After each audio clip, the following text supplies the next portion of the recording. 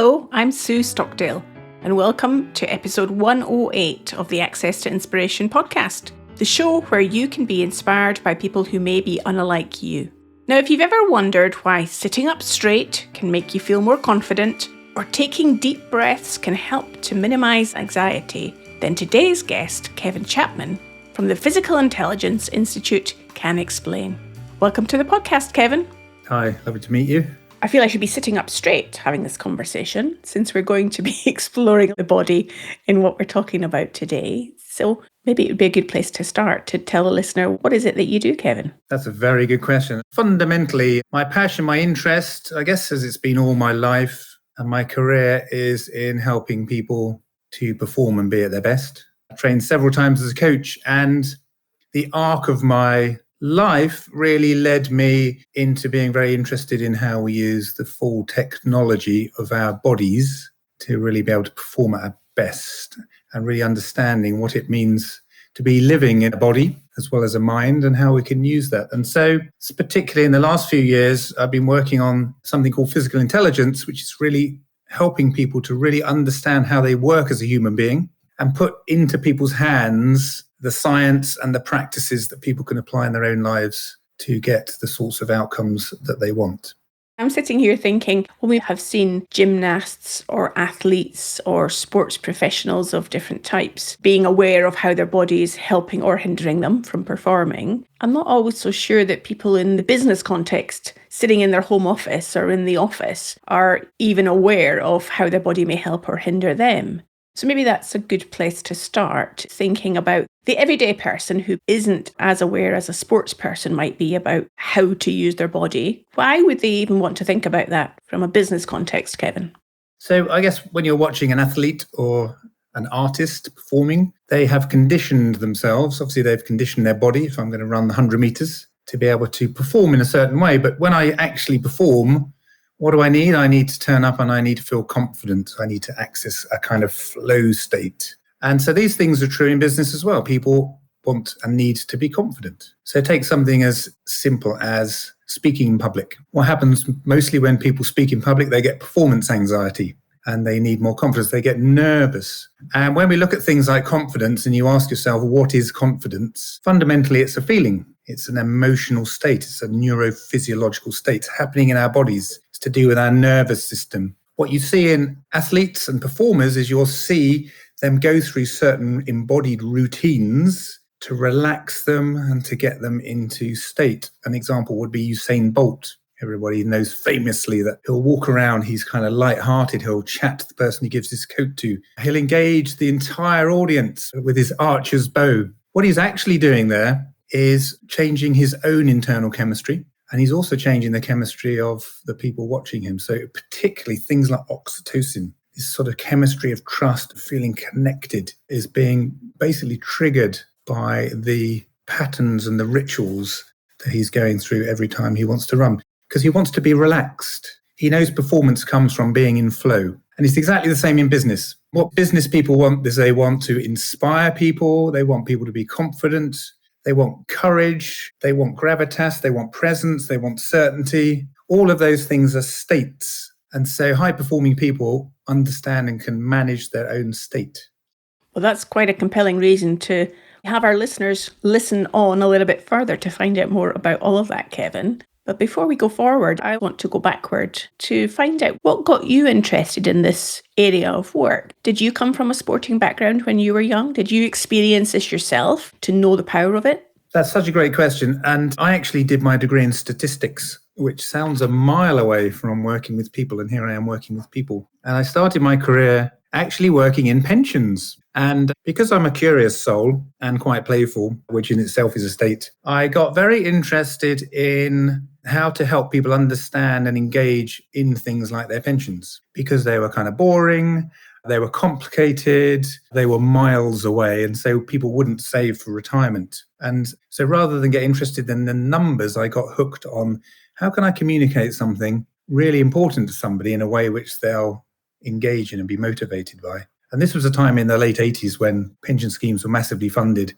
And it was almost free to join. I worked out that if just a modest person saved for their life, they would effectively be a millionaire by the time they retired. And because of the way that tax worked, the government would actually pay them, so they'd be better off. So I started getting quite interested in communication, narrative and storytelling, and how to make complicated things really simple for people. I was very interested in magic. I was very interested in comedy, very interested in how people could move an audience and the skills that artists had, which seemed to captivate audiences, which seemed to educate, entertain, inspire, and started working with them.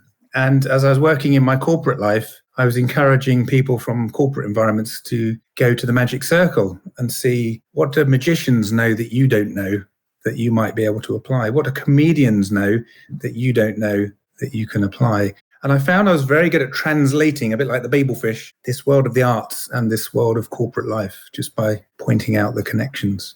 So I did a little bit of training in stand-up comedy. I joined a charity called the Comedy School that takes things like comedy into social settings, such as schools and prisons and mental health settings, to really affect change.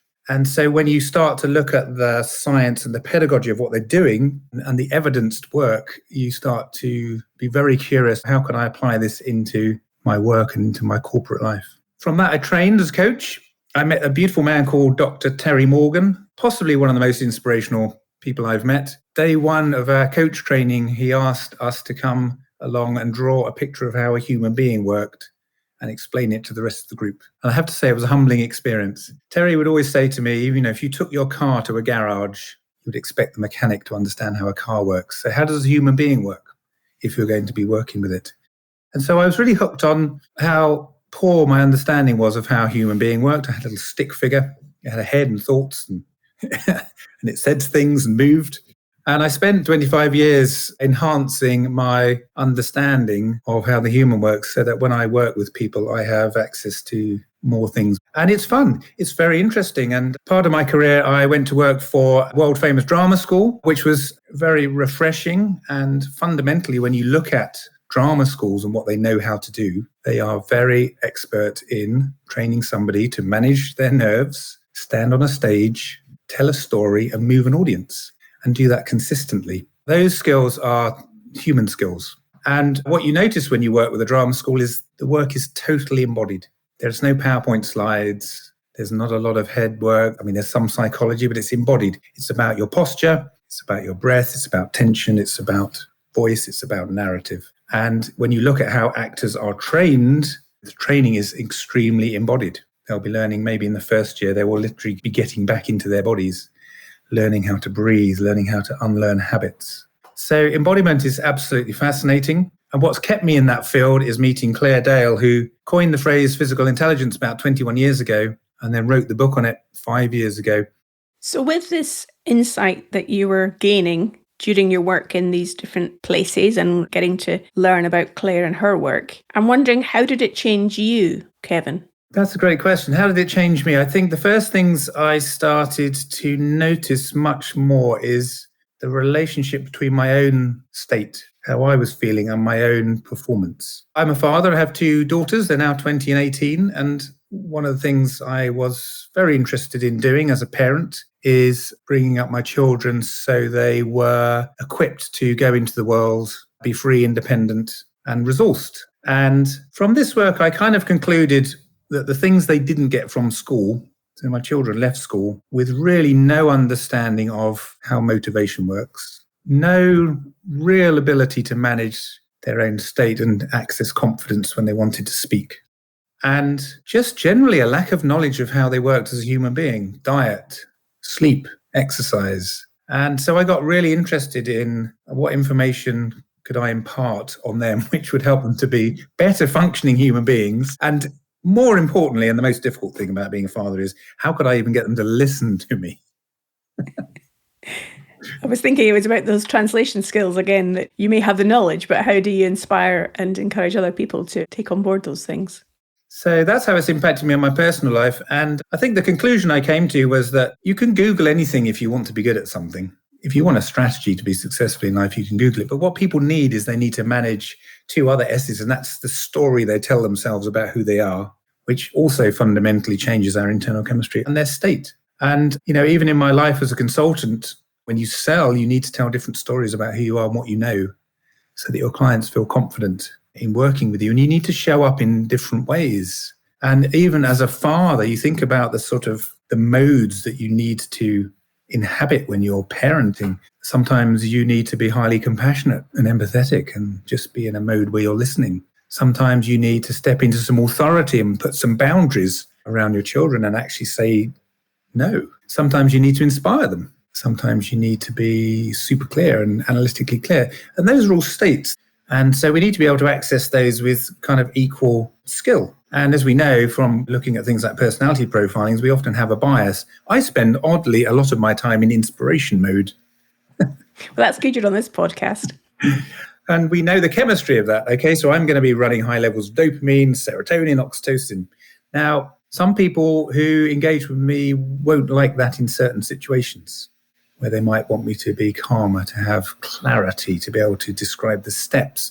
They won't trust me unless I can flex my style so that I'm a little bit more like the sorts of people that they might trust. And for me, I have to change my state to access that. It's a stretch for me in the same way that somebody who is more analytical might stretch to be inspirational, because inspiration is fundamentally a feeling. We're trying to evoke an emotion in people so they feel they want to engage, listen, and they're motivated to maybe follow the path that we're suggesting. So I've applied it an awful lot in my life, sometimes skillfully, sometimes not so skillfully, but I'm much more acutely aware of things like my energy levels, my motivation, my stress levels. And as a result of that, I make different choices about how I live. The other thing I'm very interested in is wearable technology and biohacking. One thing I use a lot is an Aura ring. And what I learned from that is how my body was really being affected by the way I was behaving. And I was able to learn a lot about how to improve the quality of my sleep, for example, through things that actually were quite specific to me. So I learned, for example, to go to bed at a consistent time, to eat earlier, and not to do strenuous exercise too late in the day. Those things had the three biggest impacts on the quality of my sleep. What I'm really hearing you describe to us, Kevin, is taking personal responsibility for managing that human system that is your body. And I'm wondering then, sometimes to get to the level of responsibility, first thing is to have awareness. Coming back to your children, that's what you were aiming to try and help them to develop awareness of how they could perform better. Just to circle back to that comment that you were making about what you did aim to help your children with, if they were in the room and we were having the conversation with them today, how do you think they would view your influence on them? They'd laugh and say, "Daddy." It has been a challenge engaging my children around the things that clients and friends and other people really lap up. And I think part of the reason for that is, and they say seeing is believing, but I actually believe the opposite is true. They need to believe something first to entertain the idea. What I learned with them is to boil things down to something very simple and invite them into some noticing. So my older daughter, Libby, who does struggle with anxiety and struggles to speak up, and did two things with her. One is I normalized that experience by explaining how the body works and how the autonomous nervous system works, and said it's okay. Part of our nervous system is wired to take us into action. And so you'll get triggered. And you can be triggered by thoughts and memories and all sorts of things. So it's completely natural that you will have performance anxiety. It's part of being a human. There are things you can do, but the only thing I want you to do at the moment is to notice what happens to your breath when you get triggered. So something very simple. That alone had quite a transformational impact on her being able to engage with the topic, and starts to believe that actually maybe I can manage my nerves. It became part of her identity. I'm just an anxious person. Well, this isn't true. Anxiety and nerves are triggered by a certain part of our vagus system. Our threat response is triggered differently in different people, and we know we can reverse the chemistry of that. The world of embodiment is very interesting. It's for some people it's a little bit woo-woo and there's lots of gurus, but we all have a body, and we've all had a body all of our lives. These are just human skills that just aren't taught. So what you're describing to us, Kevin, is first of all to start noticing. And then with that noticing, we can then have the choice to change our behaviour or learn what we could do differently to be more effective. Given that we're on the Access to Inspiration podcast, what would be some practical tips if people wanted to access their inspiring part of themselves? Particularly, I'm thinking from a leadership perspective. A lot of the times I speak to leaders where they say, I want to be more inspirational. How could they do that? How do you access inspiration? Well, inspiration is a feeling fundamentally. And of course, why do we want that feeling? Because we want that feeling in other people. So I'm a great believer that if you're going to invoke a state in someone else, you need to go there first. So the kind of chemical cocktail of inspiration is a mix of serotonin, dopamine, oxytocin, and maybe adrenaline. So we're looking at how we can change our internal chemistry to boost those chemicals. So there's a number of ways to do that. One way to do that is, because this is memorable, I'll share it with you. And people can try this, but if you're driving or operating machinery or anything, please don't. We can perform a Kate Winslet. So for those of you who are familiar with the film Titanic, remember the scene with Kate on the front of the ship. So opening our body, which I'm doing now, I know you can't see, opening our body, our arms, having an expansive posture, maybe lifting our sternum forward, maybe looking up to the sky, is going to start to trigger a different chemistry in our body. It's going to start to generate some of this high-performing chemistry. For example, oxytocin will be released across the chest. If we want to access things like more dopamine, the chemistry of motivation and reward, one of the ways we can do that is through visualization. Our visual cortex is highly linked to our dopaminergic system. So visualizing for ourselves the sort of future that we are wanting for others will boost our dopamine, and it will take us into that feeling of inspiration. Using those techniques will also help us paint a picture of the future for others. So I'll give you an example of that. One of my missions in life, and something that we're launching at the moment, is to help people to be able to manage performance anxiety. So I'm currently launching something called freefromnerves.com, which is to give everybody access to 5 simple practices that can help people manage their nerves so they can speak in every walk of life. I believe my core value is freedom. And once you understand how to work with your nerves, you can be free. So how do I inspire people to do that? How do I access inspiration so I'll sit down and actually do the work? I visualize sitting on the BBC Red sofa with a number of people who have taken this work, who are telling stories about how that's changed their life. And from that, I feel it more inspired to do the work. And through things like storytelling, I can inspire others to think about an impact that would have if they engaged with the work. Another key part of inspiration is serotonin. And serotonin is a very interesting chemical. We actually produce most of it in our gut. And serotonin is highly related to our sense of status and well-being, and that sense of I am okay. And believe it or not, you can release serotonin by twisting at the waist. Just simply twisting at the waist will release serotonin. And the research now is clear that there's a relationship between our gut and our brains. So internal chemistry has a direct impact on our mood. So we know there are things we can do with our breath and our bodies which will change our internal chemistry, and they will allow us to access feelings like inspiration much more quickly. So I'm imagining you twisting your body and standing like Kate Winslet as I'm speaking to you, Kevin. Yes. Well, I use them a lot. In fact, the place I use the twist the most is when I go to my local gym. I like to keep fit. I have an identity that I'm a fit young man. What I've noticed in gyms is they're full of, well, predominantly very fit people, which statistically is true because that's where they go. Sometimes I really feel like I don't belong there and I want to go home.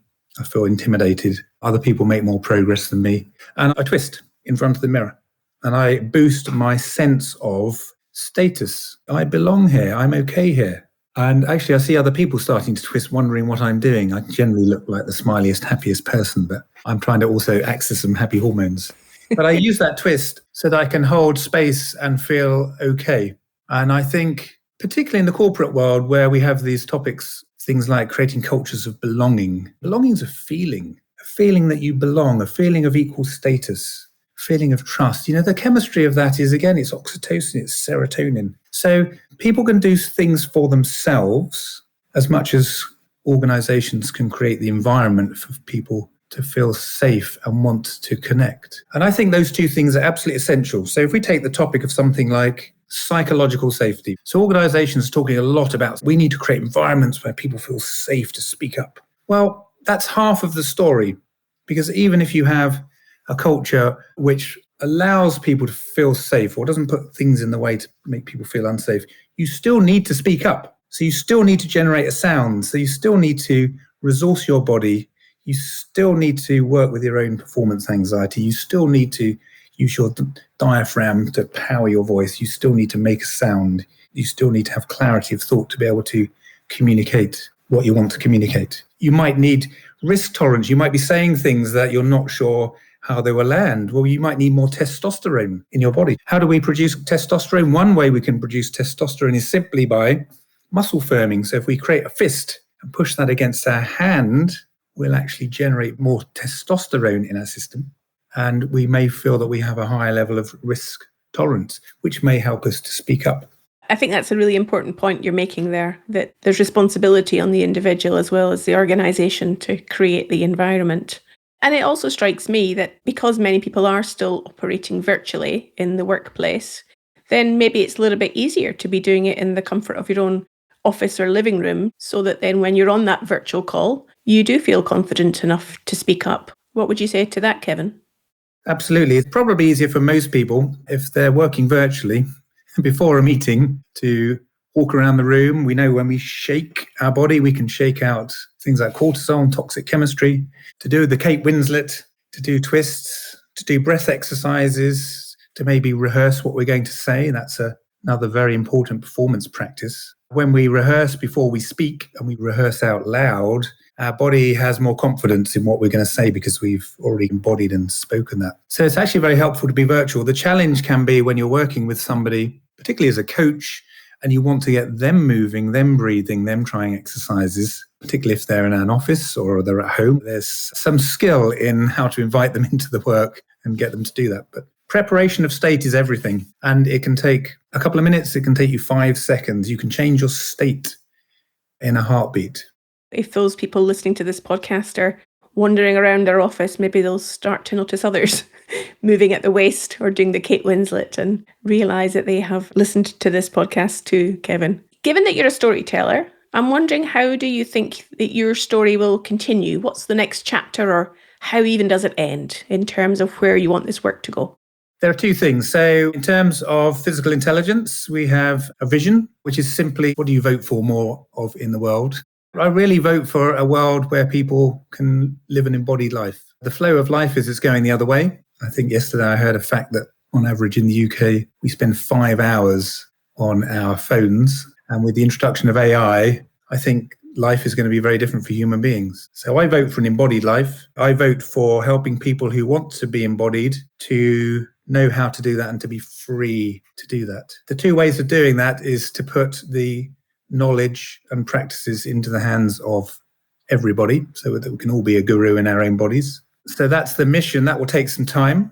So that's how we're doing that. We're putting that out through the physical intelligence curriculum, through the institute, putting things into the hands of real people. I want to launch Free From Nerves to put some very basic practices into the hands of everybody so that people can manage their nerves. And then they can tell the story of how those practices have really helped change and enhance their lives so that they can inspire other people to engage with the practices. That's probably more than a lifetime's worth of work. I need to do that whilst having fun and enjoying myself. The legacy I want to leave is for my own profession, my profession of coaching, which I think is going to be really challenged. We have artificial intelligence coming along. So the thing that's going to differentiate coaches, I think, in the future is their ability to really work with the entire human being. One thing that artificial intelligence will never do is be able to work with feelings and emotions, and you need a body to feel.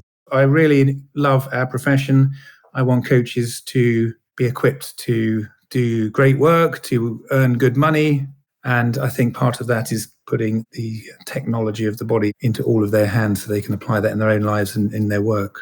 And I suspect that you will hope that your children embody some of this work as well as you watch them grow up. Yes, I do hope they embody. I mean, they are embodying it, and I'm hoping they'll be inspired by real stories of people who've overcome simple things like performance anxiety in all sorts of settings to achieve what they want. So what are some of those stories then, Kevin, where people have really been positively impacted by some of this work? So I worked with somebody years ago who suffered from performance anxiety and speaking up and actually being amongst other people to the extent they were taking beta blockers. And when I delved into their story, they were so nervous that they wouldn't even go to a parents' evening for fear of having to network with strangers. So it's had quite a big impact on them and also their own ability to show up as a father figure. So working on some very simple techniques to help them manage that had a huge impact. Of course, at the moment, one of the big topics is helping people with burnout. And so plenty of stories of working with people who are either burnt out or on the path to burning out and giving them very simple practices where they can start to look after themselves and understand how to build emotional and mental resilience so that they can really look after themselves and reverse that trend.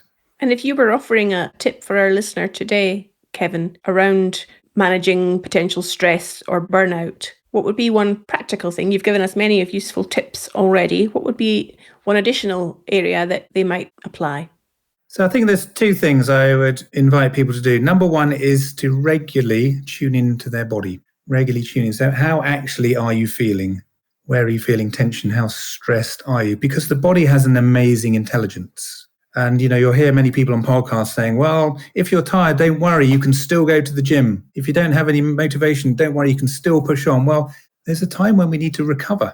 The physical body needs to recover. We have a recovery cycle for a very good reason. So listen to your body. And one of the most powerful practices that we should all adopt is something called paced breathing. So paced breathing is where we literally pace our breathing. We're trying to breathe into our diaphragm, the breath in and the breath out for maybe 4 or 5, a count of 4 or 5 in a consistent way. And the science on paced breathing is actually quite stunning. What paced breathing actually does is it starts to produce a high performance chemical in our body. It's actually a steroid called DHEA. And DHEA gives us sort of vitality. It gives us endurance. And it also reduces the impact of things like cortisol on the body. So it puts the body into a much better state of well-being. And the evidence on performing and breathing doing paced breath for, say, 40 minutes a day. So if you're stuck at the traffic lights and you're triggered into a state of anxiety and anger and road rage, this is your chance to do some paced breathing. And the research, which was done by Dr. Justin Kennedy,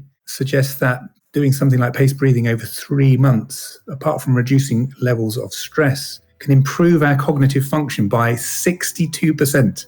Wow. Isn't that amazing? You could be 62% smarter just from adopting a breath pattern every day for the rest of your life.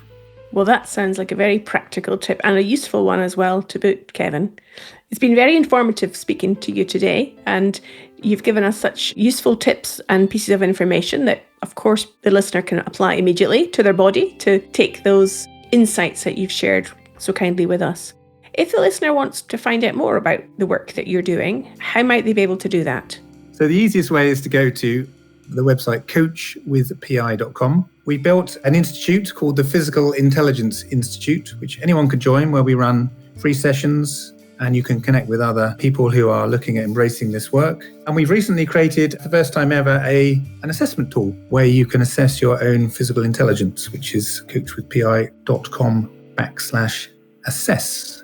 There's plenty of tools out there. There's plenty of free materials out there. There's an institute if you want to join that. And we have for the last years been running a program for coaches and people practitioners, which is a certificate in coaching with physical intelligence accredited by the ICF, which is putting this toolkit into the hands of practitioners to go and apply and use in their work and in their own lives.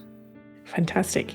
Well, there's lots of options there. Thank you again today. I will go and do some twisting and stretching and help my body to be more effective and to have a better performance after this conversation today, Kevin. Thank you for your time.